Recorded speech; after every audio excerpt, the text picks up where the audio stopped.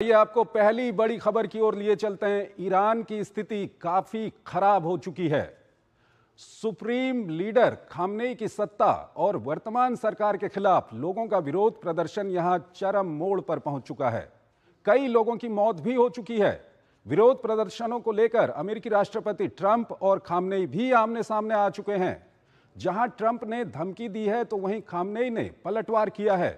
आइए आपको ताजा घटनाक्रम से जुड़ी एक रिपोर्ट दिखाते हैं और फिर इस पर अपने विशेषज्ञ मेहमान के साथ चर्चा करेंगे।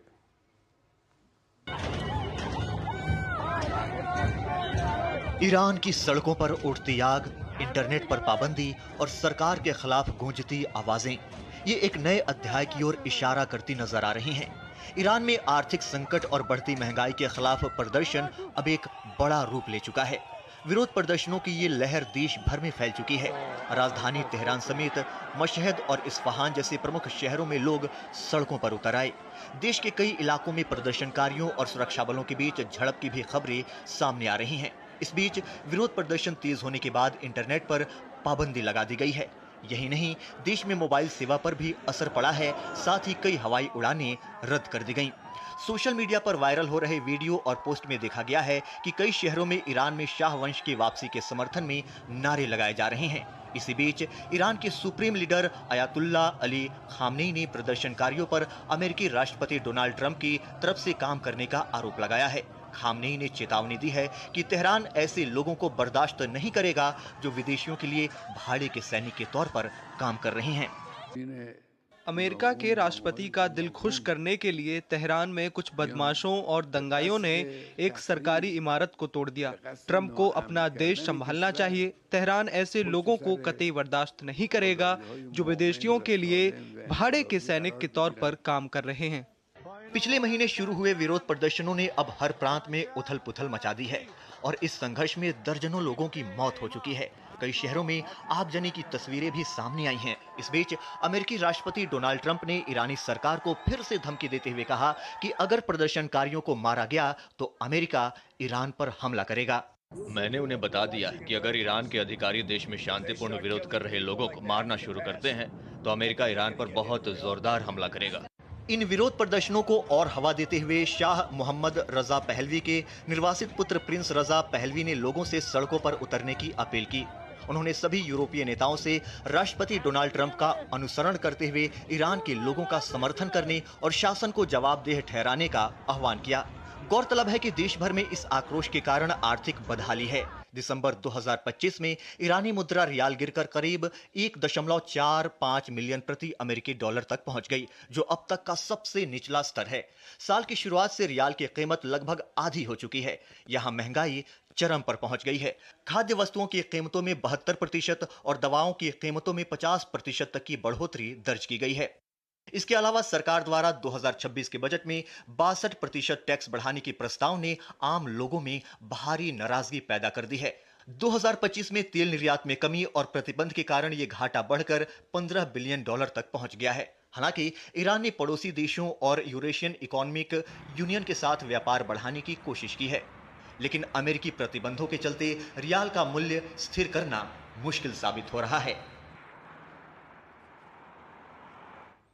और इस खबर पर ज्यादा बातचीत के लिए हमारे साथ जुड़ रहे हैं अतुल अनेजा, अंतर्राष्ट्रीय मामलों के जानकार हैं। उनसे हम बातचीत करेंगे। अतुल जी, बहुत बहुत स्वागत है आपका हमारे इस कार्यक्रम में। अतुल जी, सबसे पहले आपसे यही जानना चाहेंगे, क्या खामनेई की पकड़ कमजोर हो रही है ईरान पर?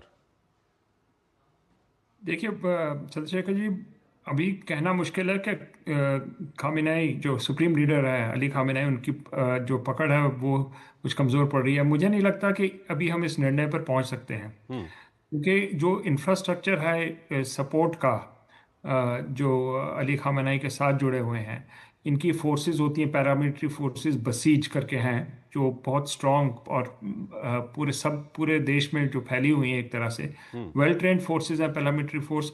हमें नहीं लग रहा, अभी तक कोई अंदेशा नहीं है कि उसमें किसी तरह की दरारें पड़ रही हों। फिर उसके पीछे जो है वो है Iran revolutionary guards core, IRGC जिसको कहते हैं पासदारान फारसी भाषा में।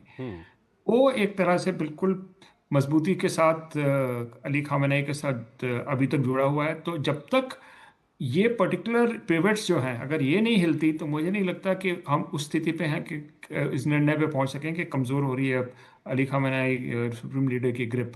प्रोटेस्ट तीव्र चल रहे हैं, लेकिन अभी बैलेंस ऑफ पावर ऐसा नहीं है कि रिजीम चेंज हो जाए। मुझे नहीं लगता अभी हम उस स्थिति पे पहुंचे। अतुल जी, आपसे ये भी जानना चाहेंगे कि जो अभी वहाँ पर चल रहा है, विभिन्न शहरों में विरोध प्रदर्शन चल रहे हैं, कई जगह हिंसा भी हो रही है, इसके पीछे क्या कुछ कारण है, क्यों हो रहा है? अगर आपको ये लगता है कि उनकी पकड़ कमज़ोर नहीं हो रही है तो ये सब हालात क्यों बने हुए हैं वहाँ पर? देखिए चंद्रशेखर जी, कि ये पहली बार नहीं है कि ईरान के अंदर इस तरह के प्रोटेस्ट हो रहे हैं। हम्म। जब मैं वहाँ पर एक रिपोर्टिंग करता था एक टाइम पे 2009 में, मैंने खुद प्रोटेस्ट देखे हैं। जी। एक चुनाव के बाद जो हुए हैं, बहुत ही पूरे देश में प्रोटेस्ट हुए थे उसके बाद भी, लेकिन ये नहीं हुआ कि तख्ता पलटा गया। अभी हमने देखा पेट्रोल प्राइसेस पीछे ऐसे कोई 2-3 साल पहले की बात है, उसके ऊपर भी ऐसे स्थिति एक उत्पन्न हुई थी, लेकिन उसमें भी ये नहीं था कि रिजीम चेंज हो जाए। इस वक्त मुझे जो लग रहा है कि टाइमिंग एक तरह से हमें देखने की ज़रूरत है कि जो ईरान और इसराइल के बीच में हमने देखा हमास के युद्ध के दौरान, तो एक तरह से इस वक्त ऐसा शायद बाहरी ताकतें जो हैं उनको लग रहा हो कि इस वक्त अंदर से ईरान कमज़ोर है पहले के मुकाबले में। ठीक है अतुल जी, अब इसी ओर आते हैं। जिस तरह से अमेरिकन प्रेसिडेंट डोनाल्ड ट्रंप की ओर से धमकी दी गई है कि अगर प्रदर्शनकारियों पर हमला किया गया तो अंजाम भुगतना होगा, दूसरी ओर खामनेई कहते हैं कि ये जो प्रदर्शनकारी सड़कों पे हैं ये ट्रंप को खुश कर रहे हैं, क्या कुछ कहेंगे इस पर आप? अब देखें कि अगर जो डोनाल्ड ट्रंप की धमकी है, अगर थोड़ा गहराई से देखें तो आप किस तरह से रेजिम चेंज कर सकते हैं, या आप एयर स्ट्राइक्स कर सकते हैं जो पहले भी हुई हैं, अमेरिका ने भी की हैं और इसराइल ने भी की, उसकी शरण में की हैं। तो लेकिन आप एरियल स्ट्राइक से रेजिम नहीं बदल सकते, उसके लिए आपको ज़मीन पे अपने ट्रूप्स उतारने पड़ेंगे। मुझे नहीं लगता कि उस तरह की मंशा अमेरिका में अभी है। तो एक तरह से इसको अंजाम देना अपनी धमकी को मुझे मुश्किल लग रहा है। सिर्फ एक कारण है, अगर इंटरनल रिवोल्ट जिसकी जो हम देख रहे हैं, जो तस्वीरें देख रहे हैं, अगर ये बिल्कुल फैल जाती है और एक तरह से जो मेन इंस्टीट्यूशन हैं बसीज और IRGC वो एक तरह से वहाँ दरारें पड़ती हैं, तब अंदरूनी कॉम्बिनेशन होगा कि अंदरूनी ताकतें जो तख्ता पलटने चाहती हैं और साथ में जो बाहर से आ रही हैं, अलॉन्ग विद इंफॉर्मेशन वॉरफेयर आपका जो आता है फेसबुक, ट्विटर, सोशल मीडिया, तो ये पूरा एक परफेक्ट स्टॉर्म जब तक इकट्ठा नहीं होता तब तक मुझे नहीं लगता हम वहाँ पहुँचे हैं कि यहाँ पर रजीम चेंज हो जाए। और दूसरी ओर खामनेई का ये कहना है कि ये जो प्रदर्शनकारी सड़कों पे हैं ये ट्रंप को खुश कर रहे हैं, इसको आप किस तरह से देखते हैं? देखिए, दोनों तरफ से एग्जैजरेशन आ रही है। एक तरह से ये बढ़ा चढ़ा के अगर आप कहेंगे कि सिर्फ बाहरी ताकतें हैं तो मुझे लगता है वो भी सही नहीं है। अंदर एक प्रॉब्लम है, आर्थिक स्थिति ईरान की बिगड़ी है पहले के मुकाबले। ऑयल के जैसे जो सैंक्शंस लगी हैं वो रियल सैंक्शंस हैं। तो एक तरह से आर्थिक रूप से देखा जाए तो वहाँ पर ज़रूर प्रोटेस्ट हो रहे हैं। ये कहना कि सिर्फ बाहरी शक्तियां कर रही हैं वो गलत होगा, लेकिन ये भी कहना कि सिर्फ जो है डोमेस्टिक शक्तियां काम कर रही है और बाहर का कोई हस्तक्षेप नहीं, वो भी गलत होगा। तो स्थिति कहीं बीच की है अभी इस समय। डोमेस्टिक प्रोटेस्ट हैं लेकिन इतने नहीं कि रजीम को तख्ता पलट दें। इस सब के बीच हम आपसे ये जानना चाहें कि सुप्रीम लीडर खामनेई के आगे अब कौन सी बड़ी चुनौती है? क्या जो अभी हालात बने हुए हैं उनको वो नियंत्रित कर पाएंगे? मुझे लगता है कि अभी तक नियंत्रण करने की जो इंस्टीट्यूशन ढांचा है वो भी अली खामेनेई के पास है। और जहां तक प्रोटेस्ट को एक तरह से उनको उनके जवाबी कार्रवाई प्रोटेस्ट के लिए उसी एक तरह से मंशा है और एक ट्रेडिशन रही है ईरान में, तो मुझे लगता है कि ये कंट्रोल कर पाने की स्थिति में है। लेकिन इसमें मैं एक चीज़ और डालना चाहूँगा कि अली खामेनेई काफ़ी उम्र में अब आगे बढ़ चुके हैं, तो हो सकता है कि उनके खिलाफ भी अंदरूनी एक तरह से जो क्लरिक्स की जो यूनियन होती है, इनकी जो स्पिरिचुअल लीडर्स हैं, वहाँ पर भी कुछ दरारें पड़ सकती हैं, लेकिन अभी तक हमें दिखी नहीं है वो बात। तो अगर अब मैं इसको अगर समाप्त करूं तो मेरा तो आज की स्थिति में ऐसा लगता है कि कंट्रोल कर पाएंगे। ठीक है अतुल जी, हमारे साथ बने रहिएगा। एक और महत्वपूर्ण